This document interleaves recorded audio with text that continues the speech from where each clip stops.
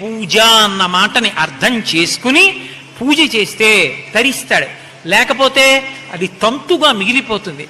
అలా మిగిలిపోకుండా ఉండాలి అంటే ఆ పూజలో చేసేటటువంటి ఉపచారముల యొక్క తత్వమును తెలిసిన్నవాడై ఉండాలి. అందుకని అసలు జీవితంలో ప్రాథమికంగా తెలుసుకు తీరవలసిన విషయం ఏది అంటే పూజ అన్న మాటకు అర్థం పూజ ఎందుకు చేస్తామన్నది అర్థం. ఇప్పుడు చివరికి వెనక్కి రండి. పూజ చేసిన వాడు పూజింపబడతాడు అన్నాను నేను. ఈశ్వరుడు చేసిన ఉపకారాన్ని గుర్తుపెట్టుకుని కృతజ్ఞతను ఆవిష్కరిస్తే వాడు లోకంలో ఎవరు ఏ చిన్న ఉపకారం చేసినా గుర్తుపెట్టుకుని కృతజ్ఞతలు చెప్తాడు.